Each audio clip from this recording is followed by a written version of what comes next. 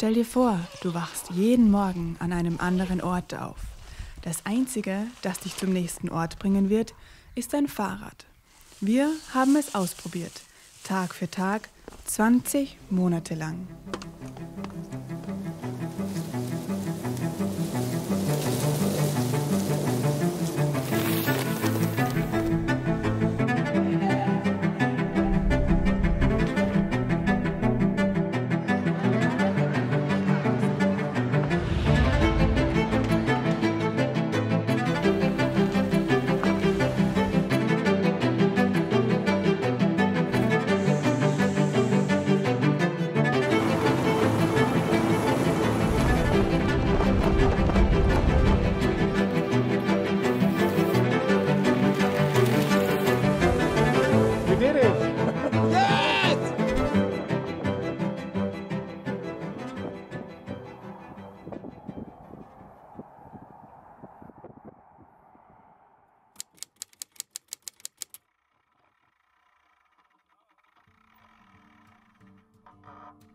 Alles begann im Juli 2018.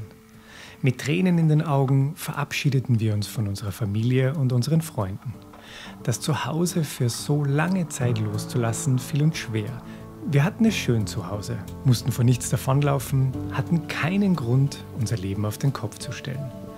Und trotzdem war dieses unbeschreiblich gute Gefühl, das in uns aufkam, wenn wir an das Abenteuer dachten, das uns bevorstand. Wir wollten von Salzburg bis nach Neuseeland radeln, an das andere Ende der Welt eben. Solange wir noch in Europa waren, wo die Landesgrenzen dicht beieinander liegen, hatten wir das Gefühl, schnell vorwärts zu kommen. Jetzt sind wir seit einer Woche circa durch Ungarn gefahren und haben heute unseren 4. Grenzübergang gehabt. Und da sind wir jetzt in Kroatien. Doch werden wir es tatsächlich mit den Rädern bis Neuseeland schaffen? Monatelang bereiteten wir uns auf diese Reise vor, planten die Ausrüstung akribisch genau, um für alle Klimazonen und alle Witterungsbedingungen gewappnet zu sein. Aber ein Abenteuer, wie wir mittlerweile wissen, lässt sich eben nicht planen. Das Wichtigste ist, einfach loszufahren. Die ersten Wochen am Balkan waren aufregend. Jeden Tag lernten wir so viel Neues und mussten neben dem Radfahren auch für alltägliche Dinge wie Kochen, einen Schlafplatz finden, Zelt aufbauen und Wäsche waschen neue Routinen finden. In unserer Vorstellung war diese Art des Reisens die beste Möglichkeit, unsere Neugierde auf andere Kulturen zu stillen, die Facetten unterschiedlichster Landschaften zu erleben, die Faszination für das Abenteuer zu spüren und einen tieferen Einblick in die Lebenswelt anderer Menschen zu bekommen. Und tatsächlich bemerkten wir schnell, wie das Fahrrad zum Bindeglied zwischen uns und all jenen Menschen wurde, denen wir unterwegs begegneten.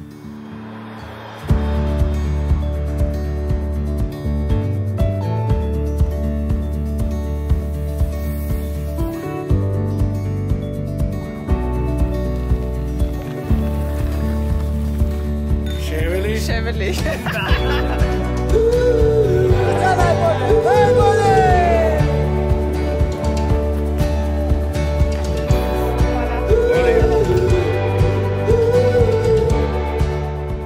Der Osten Europas hatte unser Herz erobert und unsere Begeisterung für das Radreisen war von nun an nicht mehr zu stoppen. Könnte es sein, dass unser Plan, mit den Fahrrädern bis Neuseeland zu fahren, gar nicht so unrealistisch ist, wie er uns bisher erschienen war?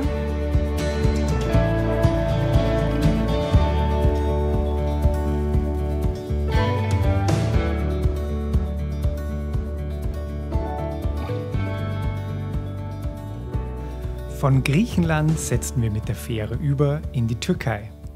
Zum ersten Mal hatten wir das Gefühl, wirklich weit weg von zu Hause zu sein.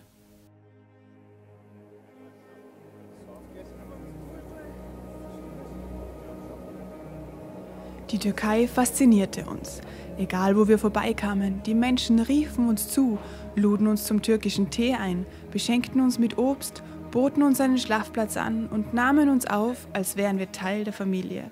Und als wäre das nicht schon Faszination genug, hat das große Land Türkei eine facettenreiche Landschaft zu bieten, die im sagenumwobenen Kappadokien ihren Höhepunkt findet.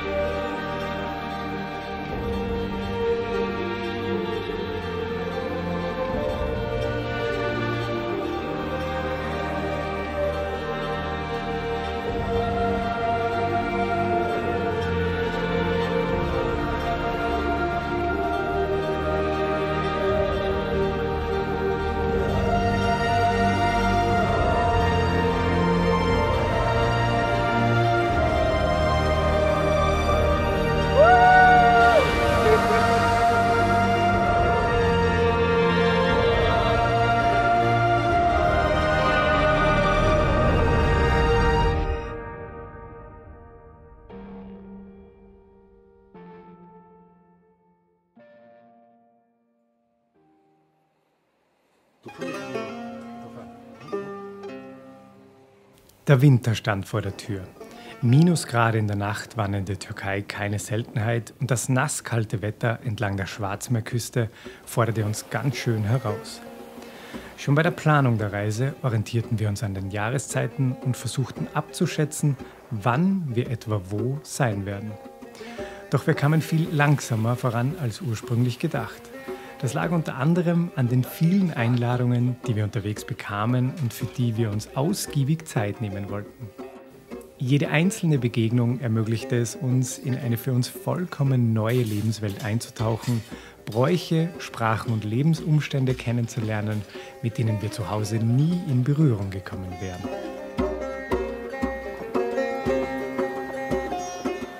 Kurz vor dem ersten Schneefall erreichten wir die türkische Metropole Istanbul. Istanbul war unser letzter Stopp in der Türkei, ehe es mit dem Flugzeug nach Maskat ging. Im Wüstenstadt Oman würde das Frieren bestimmt ein Ende finden.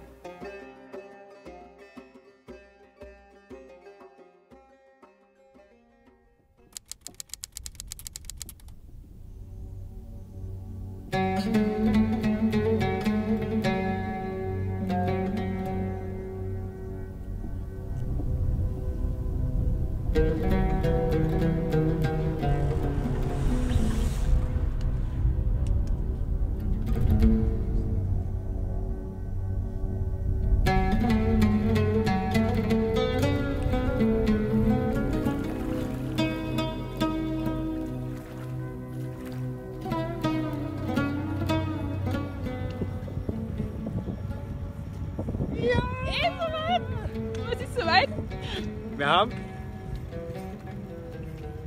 6000 Kilometer! Es ist viel passiert. Jetzt sind wir ein halbes Jahr unterwegs und 6000 Kilometer gefahren. Ganz schön viel passiert in der Zeit.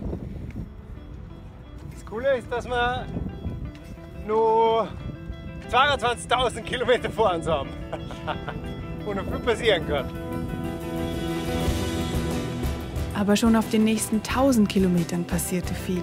Während wir das Land einmal von Nord nach Süd mit dem Fahrrad durchquerten, trafen wir auf Menschen, die uns tiefe Einblicke in die Traditionen des Landes ermöglichten. Hilal und Abdur zeigten uns, wie sie Fische und Meerestiere aus dem Wasser holen. Rashid warf Reini eine traditionelle Dishtasha über, um ihn willkommen zu heißen.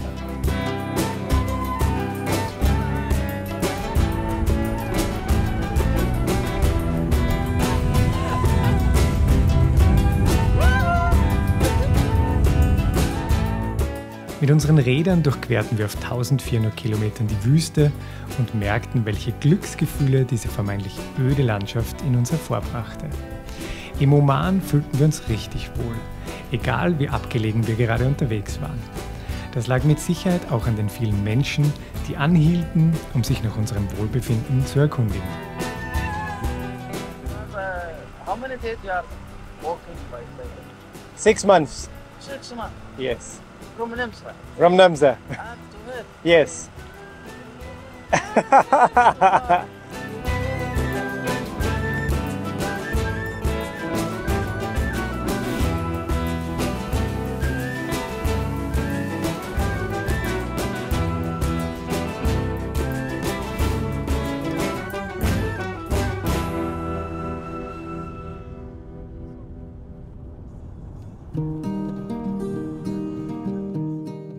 Zurück im Norden des Landes trafen wir auf eine Freundesgruppe junger Omanis. 2 Tage lang nahmen sie uns mit in ihren Alltag und wir lernten mehr über die Generation, die alte Strukturen lockern möchte und den Schritt wagt, Traditionen mit der Moderne zu kombinieren. Sie stehen für jene Werte, für die der Oman im arabischen Raum bekannt ist, für Offenheit und Toleranz.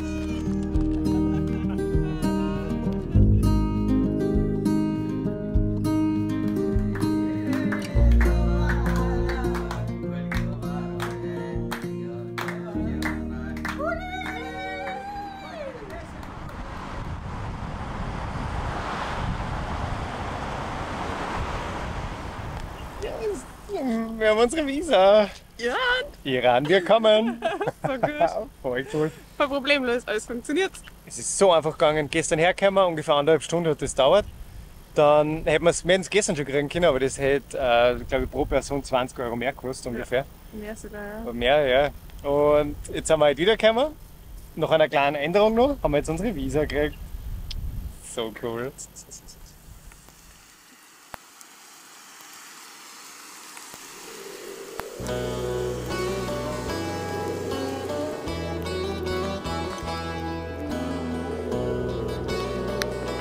Es schüttet und schüttet und schüttet. Es regnete bereits tagelang.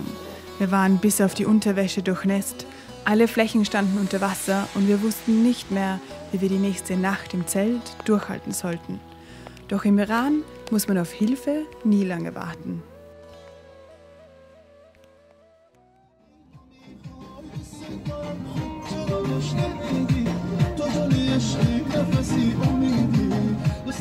Musa fuhr mit seinem LKW an uns vorbei und erkannte unsere missliche Lage. Also hielt er an, packte uns ein und nahm uns mit in sein Dorf. Bei Musas Familie angekommen, wurden wir wie 2 Ehrengäste behandelt. Touristen verirren sich so gut wie nie in dieses Dorf und die Nachricht, dass hier 2 Radfahrer angekommen waren, verbreitete sich wie ein Lauffeuer.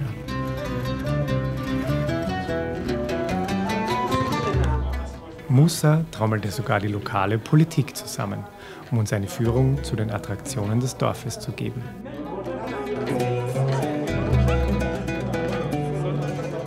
Wir werden gerade durchs Dorf geführt wie 2 Trophäen.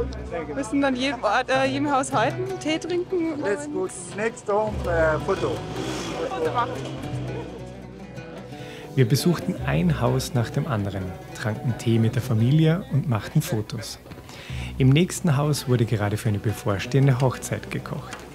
In den riesigen Kesseln kochten bereits Zwiebeln, Hühnchen und Tomatensauce. Das Hochzeitsfest selbst durften wir natürlich auch nicht verpassen. Und ehe wir uns versahen, standen wir mitten in der Hochzeitsgesellschaft. Was für ein Erlebnis!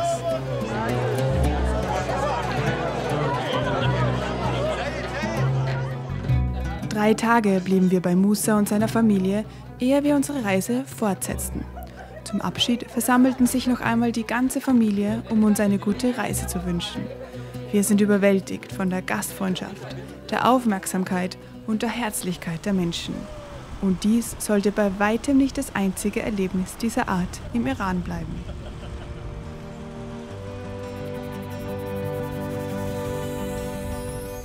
Für uns ging die Reise weiter. Wir durchquerten die unterschiedlichsten Landschaften, eine schöner als die andere. Der Frühling war angekommen und die ersten Blumen streckten neugierig ihre Köpfe heraus. Am Weg nach Norden führte unsere Route durch die kleine, aber wunderschöne Fasaneh-Wüste. Kaum hatten wir die verkehrsreichen Straßen verlassen, um tiefer in die Wüste einzutauchen, begann unser Herz zu hüpfen. Weit und breit war nichts mehr zu sehen außer wilder Natur. Hier fühlten wir uns am wohlsten.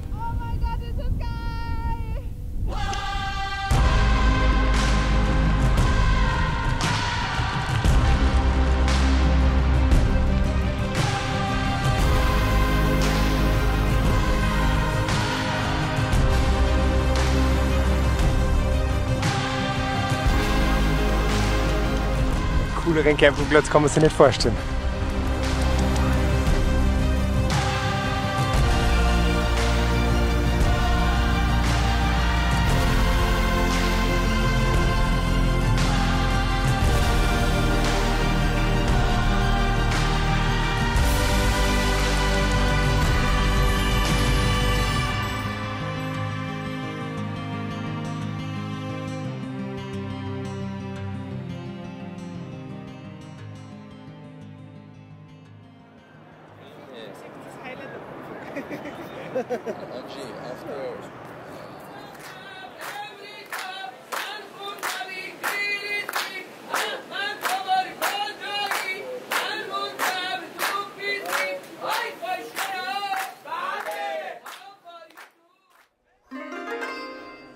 Im Zentrum des Landes liegt die Metropole Isfahan. Die Stadt mit ihren 2 Millionen Einwohnern faszinierte uns nicht nur wegen der glanzvollen islamischen Architektur, die uns mit ihren detailverliebten Ornamenten und beeindruckenden Kuppeln in eine andere Zeit versetzte, sondern auch wegen ihres Flairs abseits der Touristenattraktionen.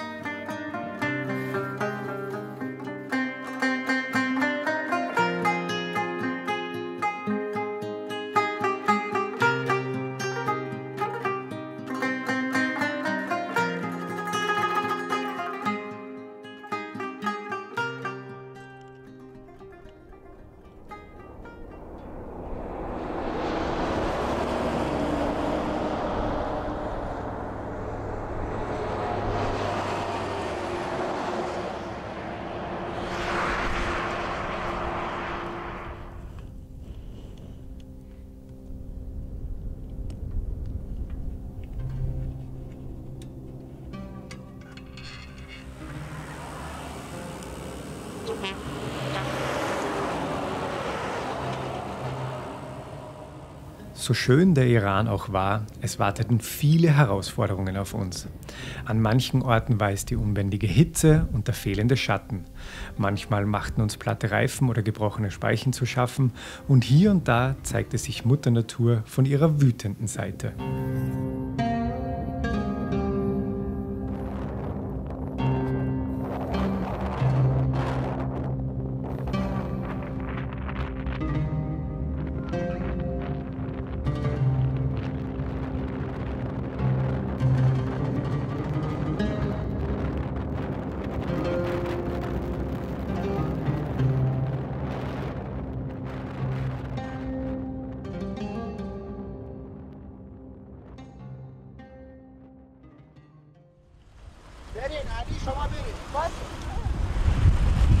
Okay. Okay. Where are you going? Yes. Where are you going? I'm going to house. I'm very tired. Come to my home. Yes, thank you. Follow me. Und das war der Beginn der vielleicht verrücktesten Geschichte unserer gesamten Reise. Hossein und Ali folgten uns auf Instagram und stellten sich an den Straßenrand, um uns zu treffen. Wir hatten von all dem keine Ahnung und wussten nicht, wie uns geschieht, als uns 2 Menschen am Straßenrand mit unseren Namen riefen. Sie organisierten extra ein Fahrrad, um uns bis zu ihrem kleinen Hotel, das sie betreiben, zu begleiten. Welcome to Ribat. Welcome to Bangladesh Tourist Palace. Thank you very much. I'm very tired. Dort angekommen, wurden wir schon wieder wie Ehrengäste behandelt.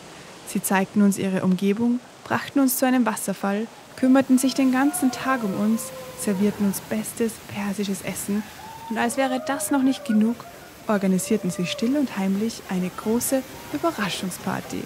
Denn sie wussten genau, dass wir erst vor wenigen Tagen die 10.000 Kilometer Grenze geknackt hatten.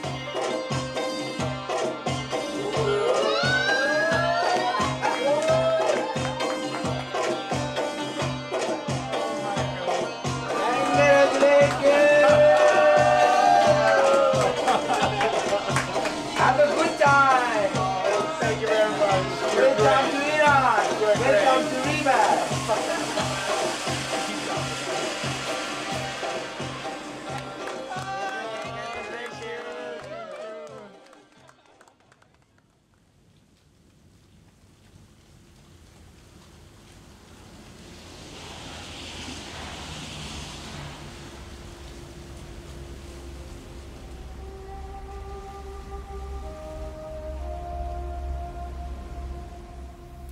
Es wirkte fast so, als würde uns der Iran hinauspusten wollen.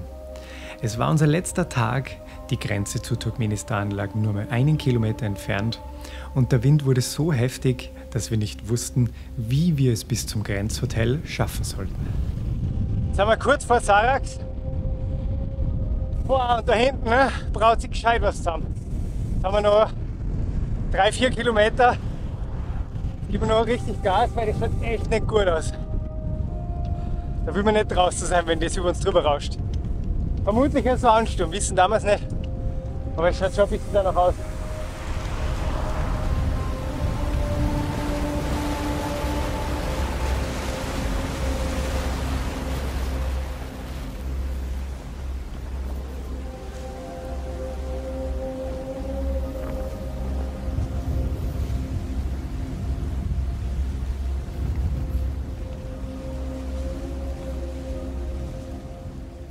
Doch wie sollte es anders sein? Auch in dieser Notsituation kamen uns die Iraner zur Hilfe und brachten uns zur Unterkunft.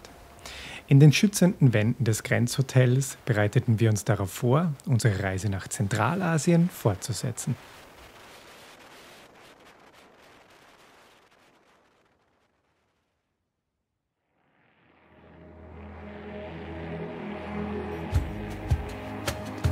Für uns ging es weiter Richtung Norden, durch das autoritäre Land Turkmenistan, das wir aufgrund der strengen Einreiseregelungen in nur 5 Tagen durchqueren mussten.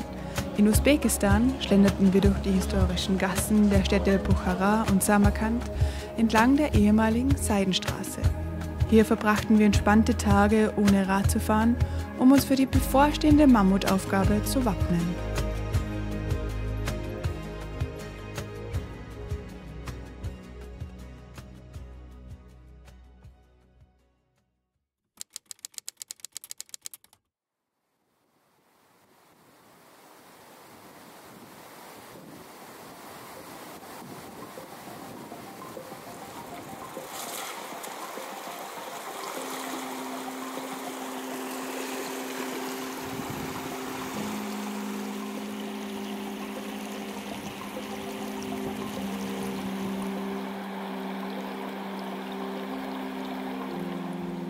Das war jetzt ganz schön heftig da oben. Meine Füße sind Eis. Oh Gott. Meine Nerven. Ja, jetzt übel, aber die zwei da drüben noch schnell.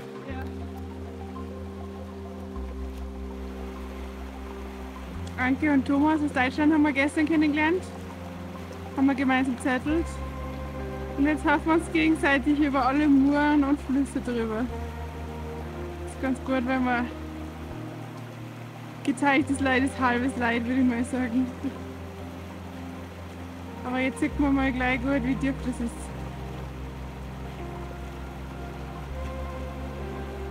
Und wie stark der Strom ist.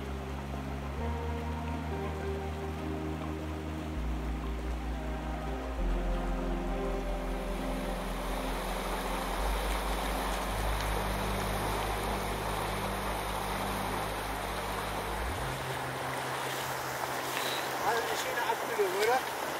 Ja. Dankeschön, Rainer.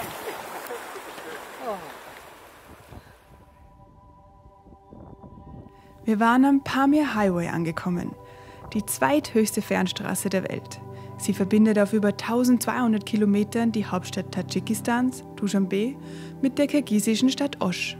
Hier gehen die Pässe auf weit über 4000 Metern Seehöhe hinauf, die Straßen sind in einem denkbar schlechten Zustand und die wenigen hier lebenden Menschen leben unter einfachsten Bedingungen.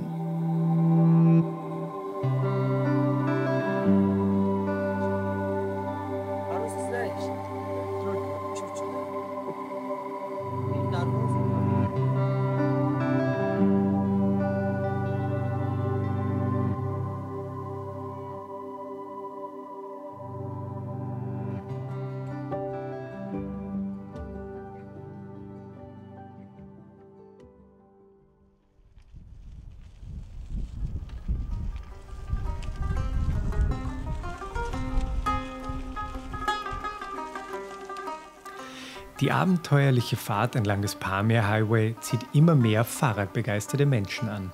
Auch wir begegneten Radreisenden aus aller Welt.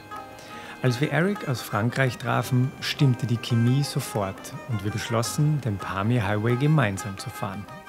Als Dreierteam würden wir die Herausforderungen dieser unwirtlichen Gegend bestimmt besser meistern können. Wir sind jetzt am zweiten Tag im Wakhan Valley. Neben uns immer nur Afghanistan. rund um uns lauter 5.000, 6.000 Meter hohe Berge. Anzuckert nur. Das Wetter wechselt von Sonnenschein bis Sturmböen. So stark, dass wir uns vom Rad runterhauen. Und jetzt sind wir immer nur im Erik unterwegs. Es macht so Spaß zu dritt. Wir genießen es richtig und es ist einfach so wunderschön da.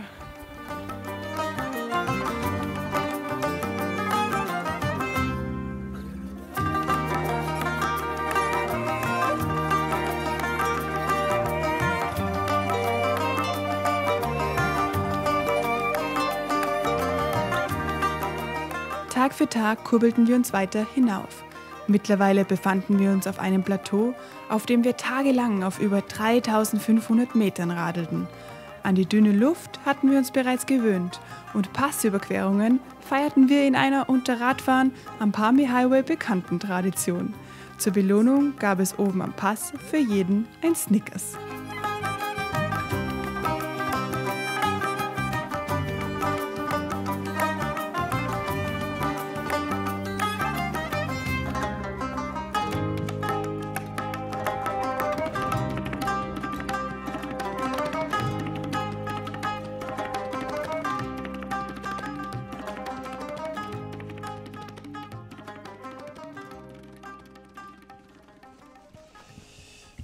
So. Nachdem wir jetzt einige Tage im Wakan Valley unterwegs waren und uns nicht wirklich waschen haben können und uns auch unser Zeug nicht waschen haben können, gönnen wir uns jetzt einen Pausentag in Murgab. Der Eric kriegt gerade Radl hinten her und ich wasche seit einer Stunde schon ungefähr unser Wäsche. Da ist die Wäsche drin und das Ganze mache ich mit heißem Wasser, was uns da der Besitzer vom Gasthaus mit so einem kleinen Ofen aufheizt. Und wie gesagt, da wasche ich jetzt unsere Wäsche. Das ist die Kochwäsche, die Unterhosen. Da drinnen ist die Dusche. Alles recht spartanisch. Aber wenn man sie 5, 6 Tage mal nicht gewaschen hat, ist das eigentlich auch ganz schön, wenn man mal eine warme Dusche hat, eine heiße Dusche und einen Platz zum Schlafen und nicht einmal nicht im Zelt. Ja, ist ganz cool. Also wie gesagt, heute Pausentag und morgen geht es weiter Richtung Ansok-Pass.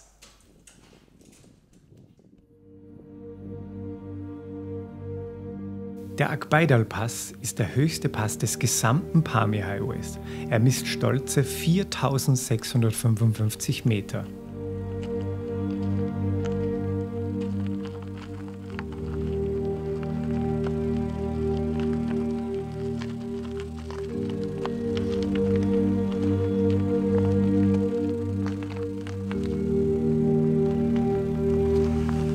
So, nochmal ungefähr 150, 160 Höhenmeter, dann sind wir am Akbaidal-Pass. Geht eigentlich gar nicht so schlecht dahin. Man muss halt langsam fahren, dass man genug Luft kriegt, aber sonst passt es eigentlich. Da geht es jetzt noch rauf.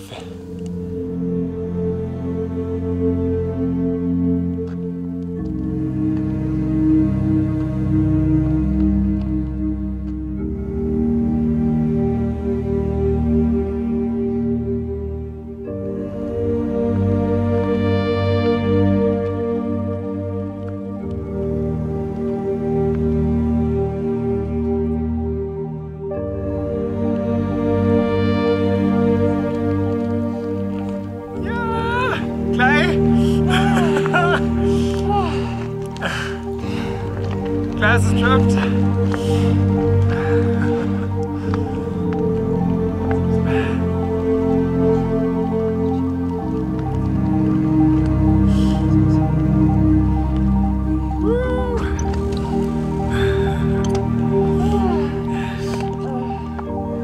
We did it!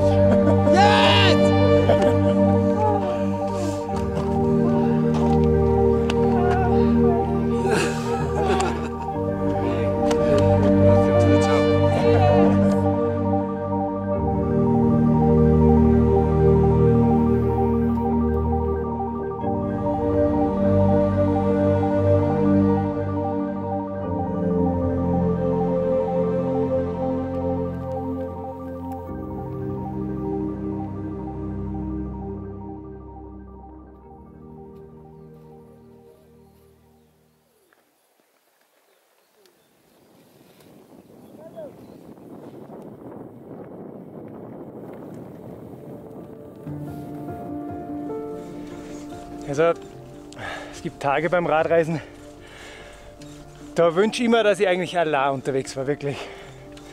Da muss man nur mit seinen eigenen Gefühlen, Emotionen zurechtkommen und nicht auch nur mit den Emotionen anderer. Heute ist es so ein Tag, eigentlich mutzgrantig, ich habe einen kleinen Planungsfehler mit dem Wasser gemacht und das zieht sich halt bei ihr dann einfach über Stunden durch. Das übertragt sich halt dann auf mich. Das ist alles scheiße. Eigentlich ist es wunderschön da. Hinten eine Jacke. Aber ja, das ist ein wenig ein Chaos halt. Aber auf der anderen Seite gibt es dann auch wieder Tage, wo das, eigentlich muss man sagen, die meisten Tage, wo es einfach wunderschön ist, wenn man zu zweit ist. Wenn man halt das alles teilen kann. Seine Emotionen und. Naja, aber heute ist nicht. Heute ist nicht so ein Tag. Schauen wir mal. Hoffentlich wird es noch besser. Aber jetzt ist gerade.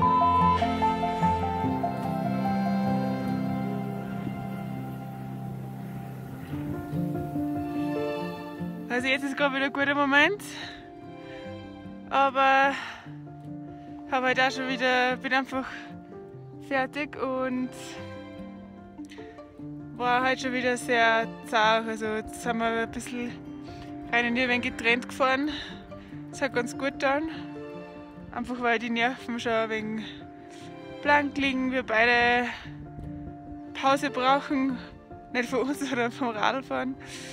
Und ja, da ist man schnell genervt voneinander und da tut es einfach ganz gut, wenn man mal die Musik in die Ohren tut und einfach kurbelt, ohne den anderen zu sehen. Und ja, unser Körper freut sich einfach so sehr auf eine Pause. Wir sind wirklich erschöpft. Der Pamir, der hat es einfach in sich. Und jetzt sind wir gerade belohnt.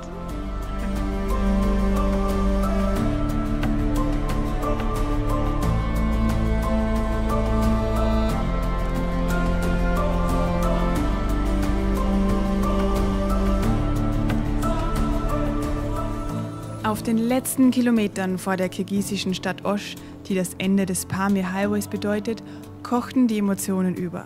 Wir waren erleichtert und unendlich stolz auf das Durchhaltevermögen von Kopf und Körper.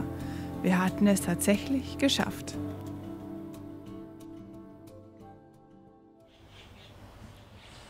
Wir haben es geschafft. Wir haben es geschafft. Ja, wir haben es geschafft und wir sind geschafft. Ja. Wir sind in Osch. Wir haben den Pamir überstanden. Ich bin echt nochmal am Heulen und hungrig sein und fix und fertig sind wir.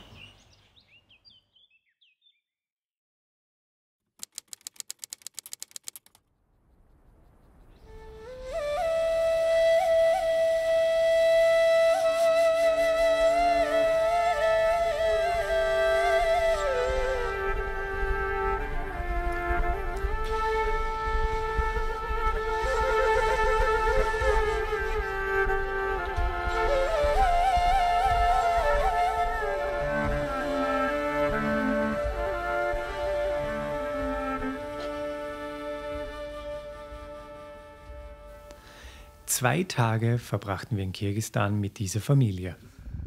Wir sind gerade aufgewacht. Heute Nacht haben wir in der Jurte geschlafen. Und das ist die Jurte der Familie.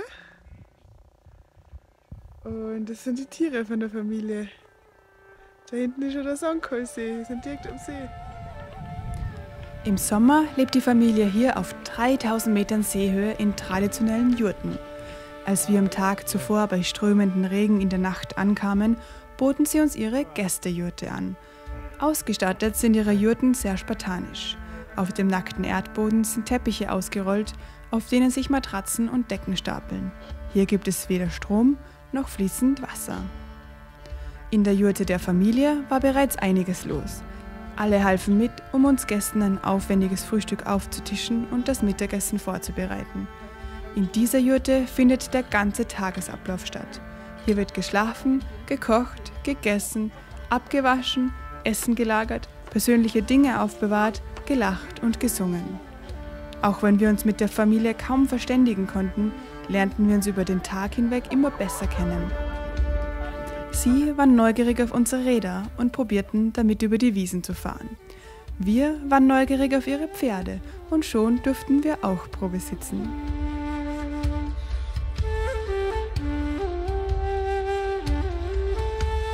Zur Feier des Tages kam die ganze Großfamilie aus dem Dorf zu Besuch. Heute sollte ein Schaf geschlachtet werden und da brauchte man jede helfende Hand. Bevor sie das Schaf erlegten, stellte sich die Familie für ein Gebet zusammen, um Gott zu danken.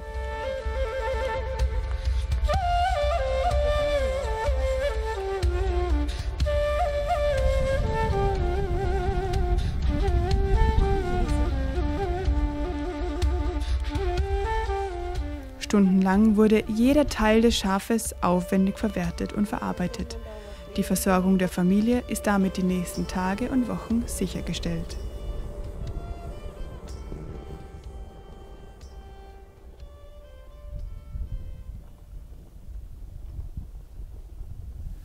Wir mussten die Erlebnisse der letzten 2 Tage erstmal verarbeiten. Die Lebensweise der kirgisischen Familie, die Wertschätzung gegenüber der wenigen Dinge, die sie besaßen und wie sie sich mit den schwierigen Lebensumständen arrangierten, hinterließen einen bleibenden Eindruck bei uns. Zum Glück waren wir gerade mit Ursula aus Spanien unterwegs, mit der wir uns über all die Eindrücke austauschen konnten.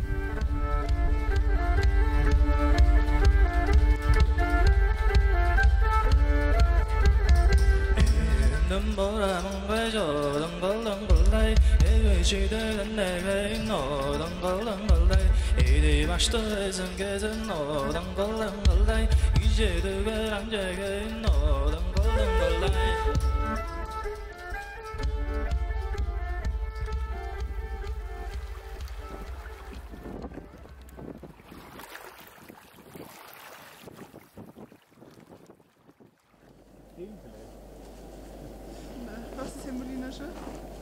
Ah, müsste hinter dir liegen, oder? Glaube ich.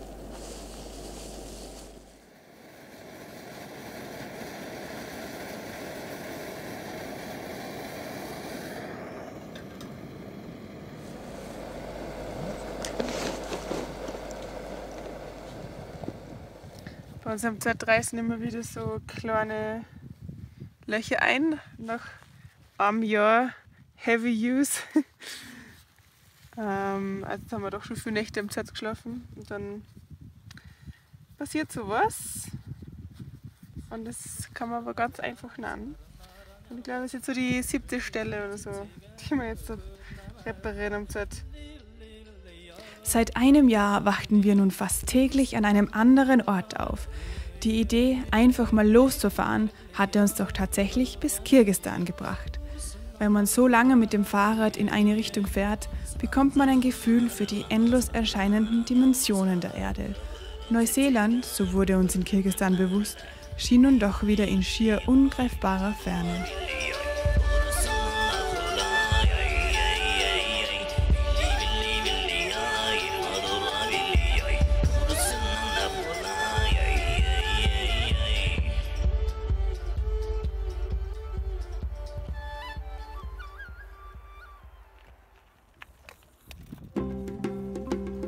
Von Kirgisistan überquerten wir die Grenze nach Kasachstan. Mehrere Tage ging es durch die endlose kasachische Steppe. Je weiter wir Richtung Osten kamen, desto leerer wurden die Straßen. Weit und breit waren keine Besiedelungen mehr zu sehen, bis wir vor den Eingangstoren Chinas standen.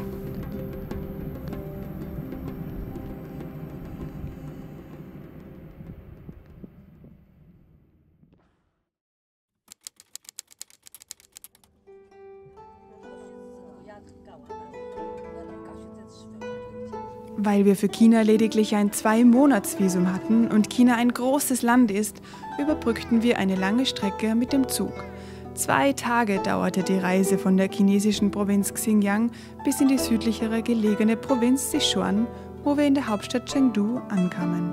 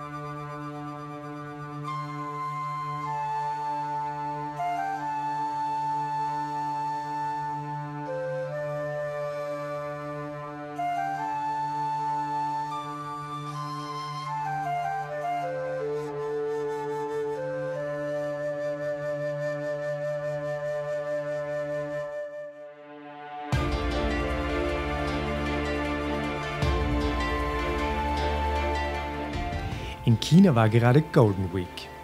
In dieser Woche wurde das 70-jährige Jubiläum der Gründung der Volksrepublik China gefeiert und somit hatten viele der 1,4 Milliarden in China lebenden Menschen ein paar Tage Urlaub.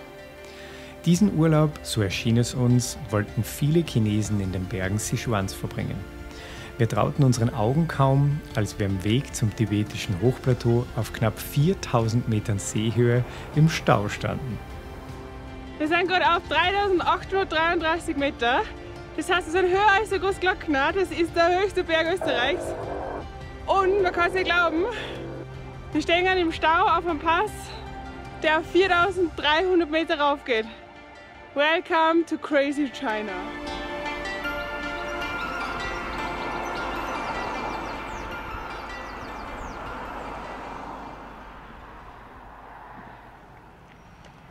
Sieht man das da? Was da steht? So arg, ja. Das erste Straßenschild, wo Lhasa in Tibet angeschrieben ist. Es ist zwar ewig weit noch. Aber für chinesische Verhältnisse ist das ein Katzensprung quasi. Ja, voll arg, ja. Also wir treffen seit wir in Leshan losgefahren sind, ständig Radlfahrer. Und die fahren alle von Chengdu nach Lhasa. Die Chinesen, die dürfen nämlich nach Tibet einreisen, im Gegensatz zu uns. Für uns wäre das nur möglich mit einer großen Reisegruppe, deswegen ist Tibet für uns leider nicht möglich. Aber wir kommen dann doch ganz schön nah an die Grenze. Also es sind schon noch einige Kilometer weit weg, aber wie gesagt, für China ist es doch sehr nahe. Und in der Gegend leben auch schon einige Tibeter. Ja, für uns geht es jetzt weiter. Jetzt geht es wieder rauf auf 4100 und dann aber runter auf 2500.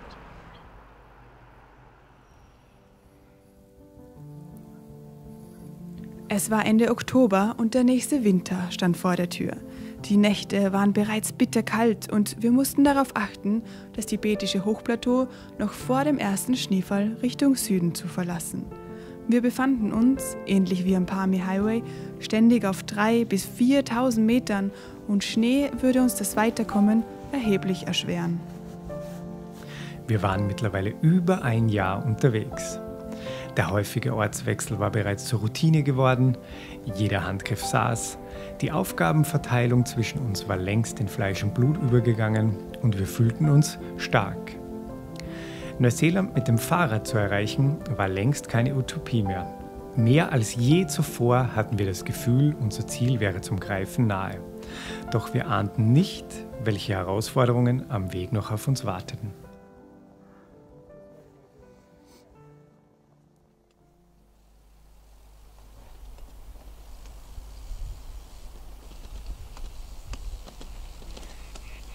Heute ist tatsächlich soweit, dass wir auf den höchsten Punkt unserer Reise rauffahren.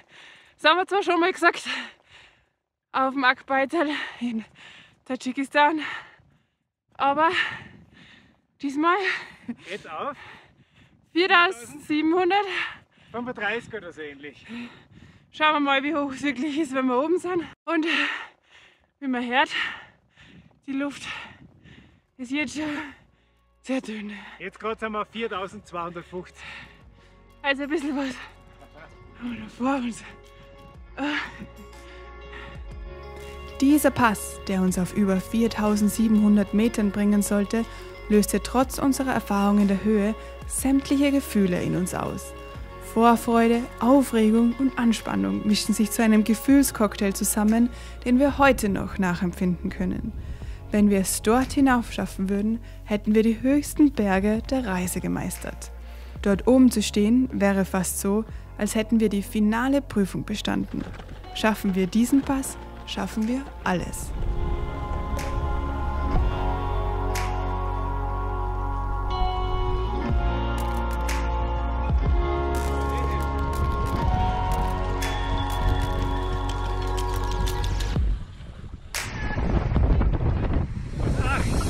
Wow, wir haben es geschafft. Jetzt sind wir auf 4708 Meter. Boah, ja, ist jetzt Offiziell der höchste Punkt. der höchste Punkt unserer Reise.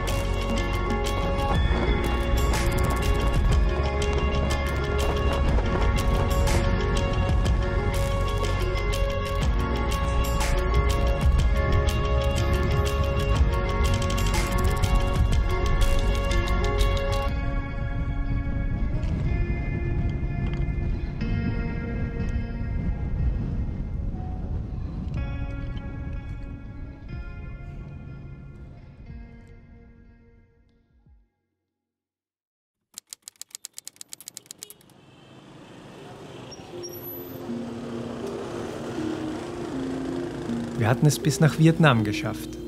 Damit war die Gefahr des Wintereinbruchs gebannt, doch die Jahreszeiten wurden in den nächsten Monaten zu unserem geringsten Problem.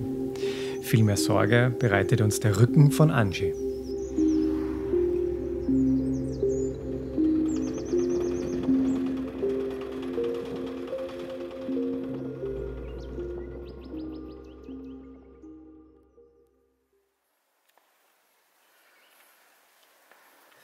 Mein Rücken meldete sich von nun an täglich. Mit gezielten Übungen, viel Pause und kurzen Radtagen schafften wir es trotz Rückenschmerzen bis in die nördlichen Berge von Laos. Ein Land, dessen Menschen und Natur im Nu unser Herz eroberte.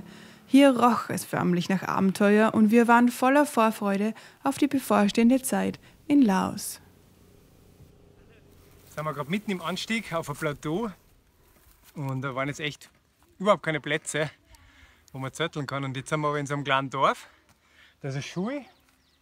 Da haben wir jetzt gefragt, ob wir da zetteln dürfen. Und haben sie vorher gesagt, überhaupt kein Problem. Jetzt haben wir da einen Wasseranschluss, da hinten ein Klo. Es ist Luxuscamping. Also will man mehr?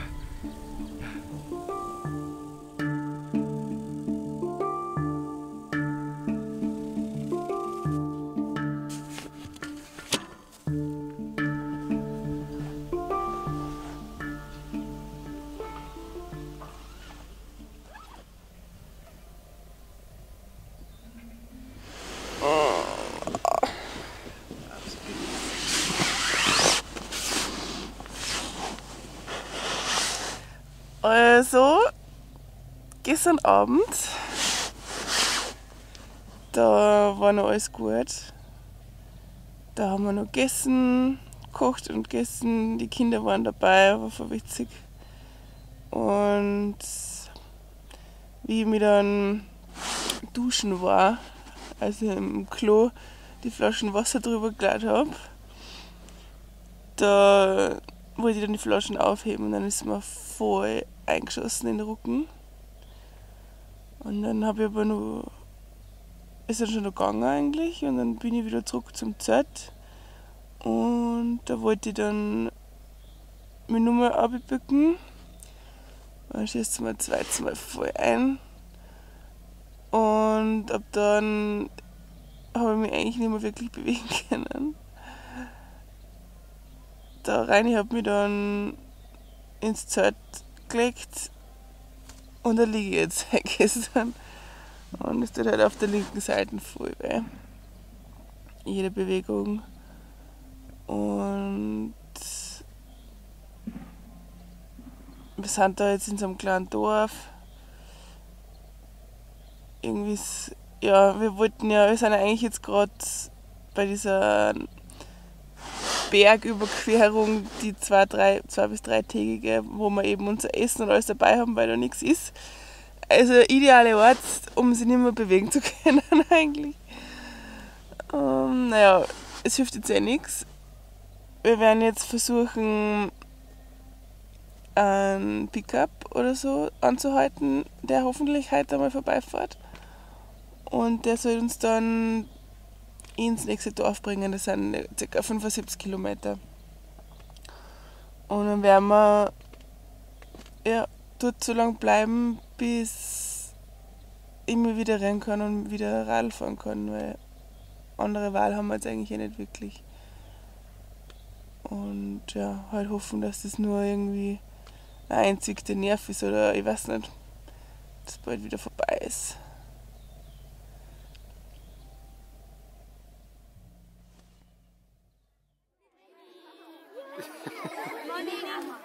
Good morning! Der Schultag begann. Es versammelten sich immer mehr Kinder auf dem Schulhof, um in die erste Stunde zu starten. Diesen besonderen Moment konnten wir uns nicht entgehen lassen. Die Kinder waren interessiert an uns und wir an ihnen.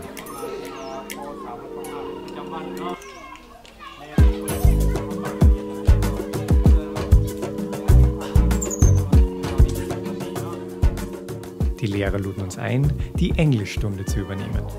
Die Rückenschmerzen musste Angie erstmal verdrängen. Viel zu aufregend war die Situation an der Schule, um sie nicht in vollen Zügen zu genießen. Thank you very much. Kop chai lai lai.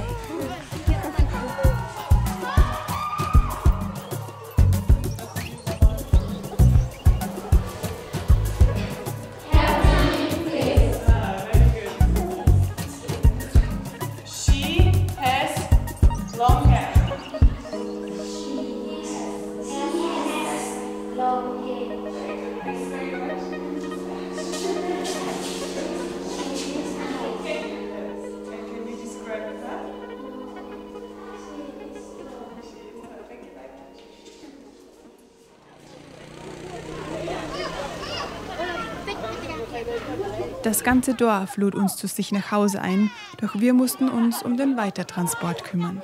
Stundenlang warteten wir in guter Gesellschaft auf das nächste vorbeikommende Auto. Wir hatten großes Glück, dass ausgerechnet heute der Bierlieferant unterwegs war. Er nahm uns 75 Kilometer mit, bis wir ein Dorf erreichten, in dem es zumindest einen Shop, eine Unterkunft und ein Restaurant gab. Hier könnten wir uns so lange ausruhen, bis ich wieder zum Radfahren bereit wäre.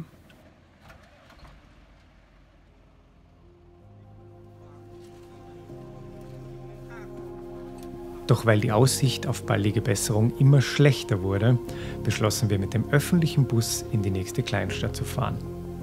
Dort hätten wir besseren Anschluss an große Städte und wären auch medizinisch besser versorgt. Busfahren ist das Schlimmste mit dem Fahrrad.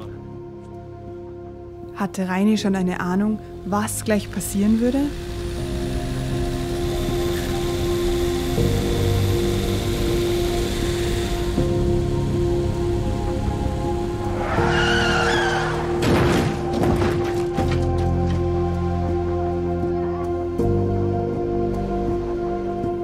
Wir hatten Glück im Unglück.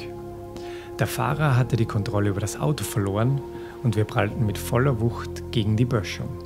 Niemandem ist etwas Ernsthaftes passiert. Der Schock saß tief, doch die Verletzungen waren zum Glück bei allen Insassen unerheblich.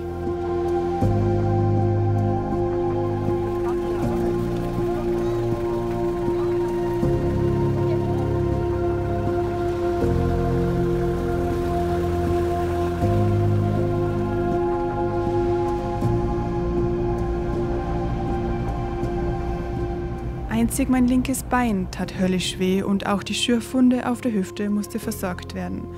Das Röntgenbild war zum Glück in Ordnung und es dauerte nur wenige Tage, bis ich wieder normal gehen konnte. Am schlimmsten hatte es allerdings unsere Räder erwischt.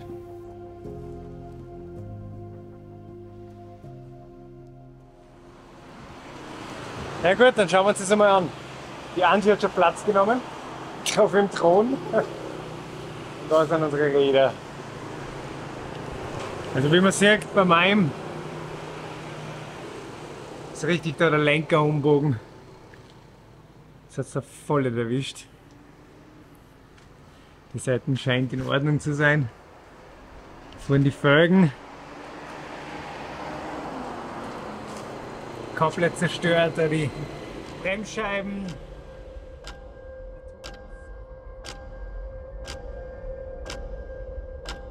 Wir waren am Tiefpunkt angelangt. Ich wollte am liebsten nur noch nach Hause. An Neuseeland war nicht mehr zu denken. Doch Reini behielt die Zuversicht und nur wenige Tage nach dem Unfall entschieden wir uns dazu, die Räder wieder aufzubauen. So schnell würden wir uns nicht unterkriegen lassen. Also machten wir uns auf die lange Reise in die thailändische Hauptstadt Bangkok. Bangkok war weit und breit der einzige Ort, an dem wir alle notwendigen Ersatzteile in absehbarer Zeit wieder beschaffen könnten.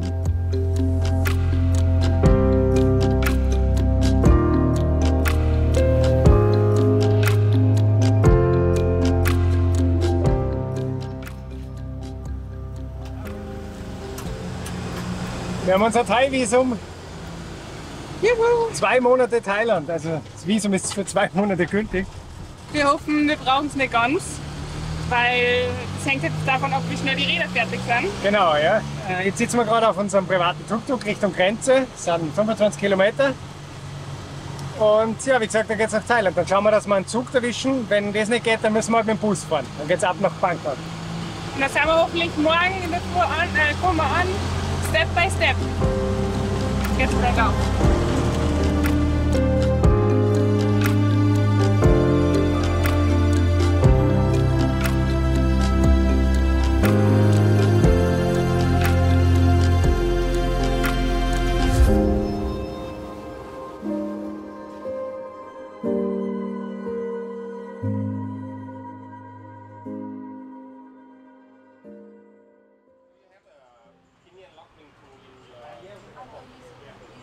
Die Reise nach Bangkok wurde zur Odyssee. Doch als wir Ma vom Fahrradladen Bok Bok Bike kennenlernten, wussten wir, dass sich die Reise gelohnt hat. Ma's Hilfe war unbezahlbar. Er wusste genau, wie man die Ersatzteile aus Europa hierher brachte, baute unsere Fahrräder komplett neu zusammen und schenkte uns die Zuversicht, dass wir die Reise doch noch fortsetzen können. Überhaupt waren wir überwältigt von der Hilfe, die uns in dieser schwierigen Lage entgegengebracht wurde. Egal, ob das aus der Radreise-Community, unseren Followern oder unseren Sponsoren und Reiseversicherung war. Wirklich jeder hat uns dabei geholfen, wieder auf die Beine zu kommen.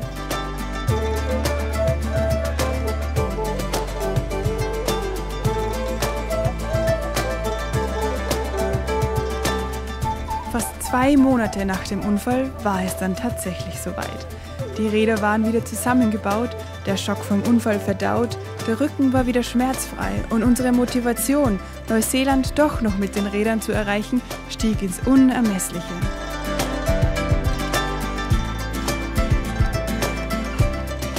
Thailand machte uns den Wiedereinstieg in das Radreiseleben denkbar einfach. Das Land entpuppte sich als Radreiseparadies, das uns mit den lieben Menschen, dem guten Essen, der Tierwelt und den schönen Stränden ganz schön um den Finger wickelte. Für wenige Wochen schien alles perfekt, bis sich im März 2020 nicht nur unser Leben von einem Tag auf den anderen auf den Kopf stellen sollte.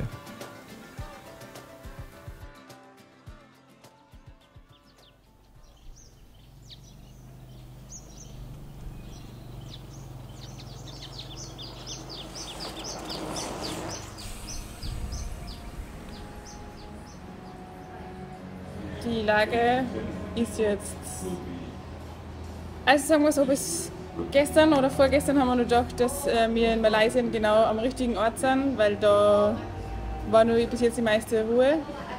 Aber gestern auf Nacht hat die Regierung da auch verkündet, dass das soziale Leben stillgelegt wird. Jetzt wissen wir eigentlich nicht wirklich, was wir machen sollen. Es ist die Lage, man kann es nicht einschätzen, wenn man es nicht weiß. Malaysia sagen uns alle, wir sollten nicht radeln. Jetzt hätten wir da eine Strecke gefunden, oder wir wollten, das haben wir voll geplant gehabt, eine Strecke, die so richtig durch nirgendwo geht, wo wir gesagt haben, da können wir schon radeln, weil da ist eh nichts, da müssen wir sowieso unsere eigene Verpflegung mitnehmen.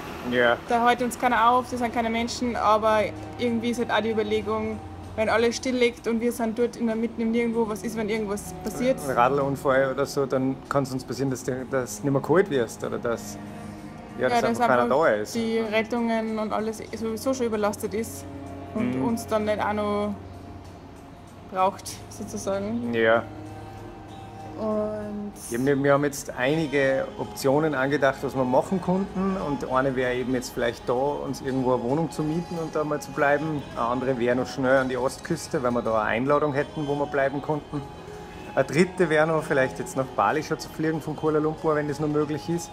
ja, weil es Indonesien-Visum haben wir. Ja, das haben wir. Die Frage ist, ob Indonesien, ob die jetzt nicht auch schon reagieren anfangen. Und ja, es ist wirklich, die Lage ist verzwickt. Also wir werden uns jetzt irgendwie die nächsten Stunden für was entscheiden müssen. Und ja. Vor uns lagen die wohl verrücktesten Stunden seit dem Ausbruch der Corona-Pandemie. Wir entschieden uns, mit dem Taxi in die nächste Stadt Ipoh zu fahren, um dort in einem Hostel auszuharren. Doch dann merkten wir, dass es eigentlich keinen Ausweg mehr gab. In unserer Verzweiflung suchten wir uns Hilfe über Warm Showers, eine Online-Plattform für Radreisende, und kontaktierten die zwei Helden, Emma und Said. Hi, my name is Said. You can call me Said. And then this is Emma. I met these guys in WhatsApp because they contact me maybe around Warm Shower. So now we are in Ipoh. So we help them to find the ticket bus and bike box and fetch him go out from Malaysia because COVID. Thank you.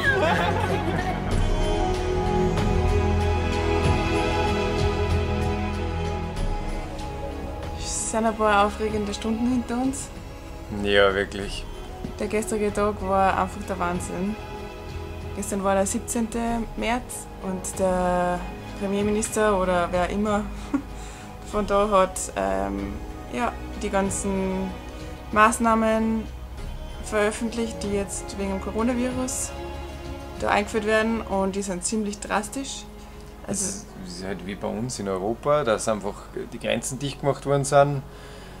Sogar die Grenzen innerhalb vom Land, also zwischen den Bundesländern, sind quasi dicht gemacht. Du musst eine eigene Permission jetzt organisieren, dass du Bundesländer wechseln kannst. Überhaupt auf den großen Straßen fahren darfst, brauchst du eine Genehmigung. Ja, also die Lage spitzt sich halt immer mehr zu da. Es wird halt immer schwieriger und es wird, sagen wir so, diese Schlinge zieht sich immer mehr zu. Und ja, deshalb haben wir jetzt eigentlich die schwierige Entscheidung getroffen und haben uns dazu entschieden, dass wir jetzt die Heimreise antreten werden. Ja, ich kann es noch gar nicht aussprechen. Also, ja, wir sind aber jetzt schon dabei, dass wir unseren Weg nach Kuala Lumpur machen. Wir haben schon gepackt, wir haben schon das Busticket gekauft und wir schauen, dass wir morgen am Abend den nächsten Flug kriegen.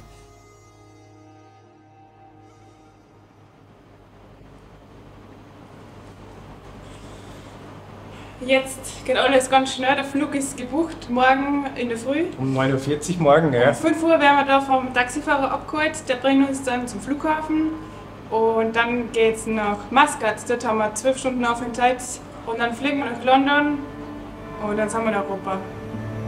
Genau. Los geht's, packen wir die Räder. Jo.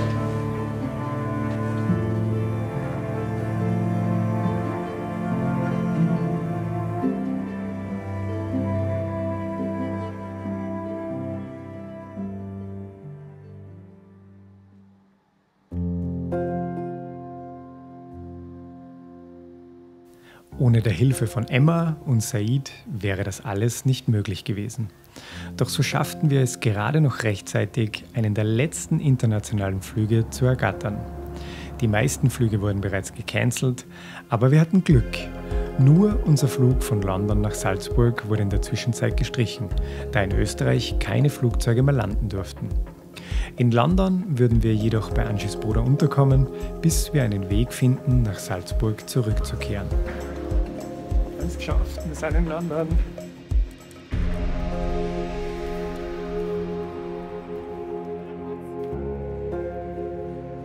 Nach weiteren, sehr aufregenden 24 Stunden nahm uns tatsächlich ein Flugzeug von London nach Memmingen mit. Von dort setzten wir die Heimreise mit Zügen fort. Jetzt haben wir den Zug Nummer 2 und es ist Der letzte Zug ist. der letzte Zug.